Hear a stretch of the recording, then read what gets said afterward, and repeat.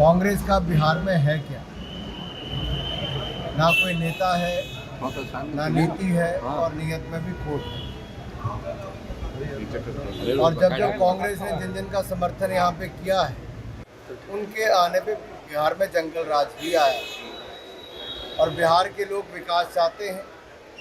और जेडीयू भाजपा की गठबंधन की सरकार ने और एनडीए की सरकार ने लगातार बिहार में जो शानदार काम किया है, हजारों करोड़ रुपए के निवेश के साथ केंद्र और राज्य की सरकारों ने बिहार को नई ऊंचाइयों पर ले जाने का काम कर रहे हैं। और अगले 5 वर्ष भी बिहार के लिए महत्वपूर्ण होंगे, क्योंकि जिस तरह से यहाँ पर सड़क, रेल, शिक्षा, स्वास्थ्य, अन्य क्षेत्रों में काम हुआ है, वो अपने आप में सराहनीय है। और एक बार फिर एनडीए की सरकार यहाँ पर बनने जाएगी। माननीय प्रधानमंत्री जी का बिहार प्रेम सब जानते हैं।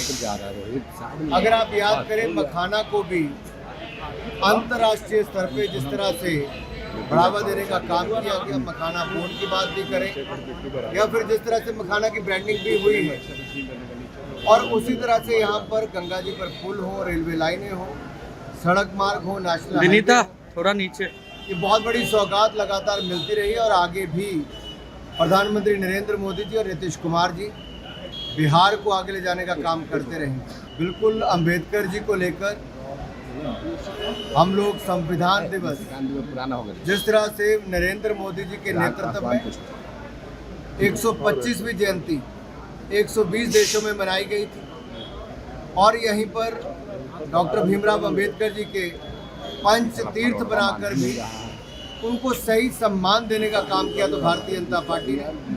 भारतीय जनता पार्टी के समर्थन से ही डॉक्टर भीमराव अंबेडकर जी को जहां एक और भारत रत्न, दूसरी ओर पार्लियामेंट में भी तेल चित्र उनके नाम पर उनका लगा, तो सेंट्रल हॉल में लगा, संविधान कक्ष में लगा।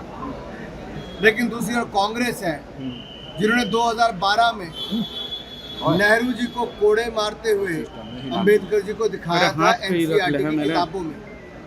कांग्रेस को माफी मांगनी चाहिए अंबेडकर जी से, अनुसूचित जाति समुदाय से, क्योंकि एनसीईआरटी की किताबों में जिस तरह से नेहरू जी को कोड़े मारते हुए दिखाया था, ये कांग्रेस की सोच दिखती है कि कैसे वो दलित विरोधी है, अंबेडकर विरोधी है।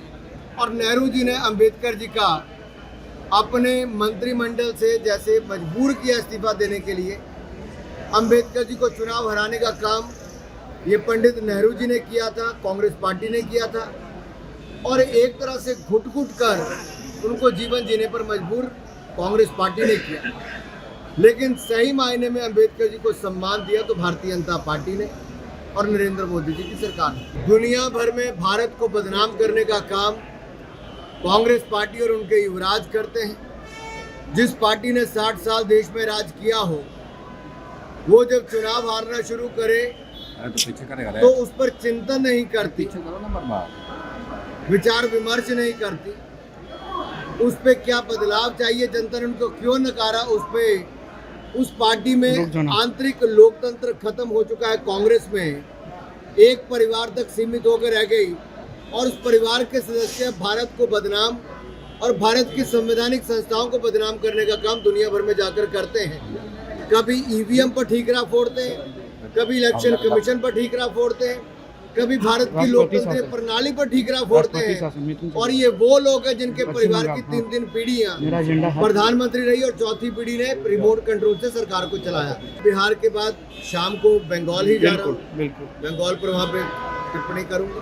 भारतीय जनता पार्टी के राष्ट्रीय अध्यक्ष श्रीमान जगत प्रकाश नड्डा जी ने बड़ा स्पष्ट किया है कि भारतीय जनता पार्टी प्रक्रिया में, न्यायालयों में विश्वास रखती है, उनका मान सम्मान करती है और आज तक करती रही है। ये तो पहला उदाहरण नहीं है, ऐसे अनेकों उदाहरण लगातार। जब कांग्रेस नेहरू जी के समय आमने सामने हो गई थी जुडिशरी के, इंदिरा गांधी जी ने जो इमरजेंसी लगाकर भारत के लोकतंत्र को तार तार किया, वो काला अध्याय था। बाबा साहब अंबेडकर के संविधान का जो चीर हरण किया वो कांग्रेस पार्टी ने किया, बहुत सारे संशोधन लाकर भी किया। कार्यकाल 5 साल से 6 साल जो लोकसभा का किया वो इंदिरा जी के समय हुआ, हमजा हो गया। इमरजेंसी लगाने का काम किया, और जजेस के घरों के बिजली के कनेक्शन और पानी के कनेक्शन काट दिए गए, ये कांग्रेस के समय हुए। और कांग्रेस का हाल हुआ है कि 9 से चूहे खाकर अब बिल्ली हज को चली। उनके गठबंधन ने तय कर दिया है क्या?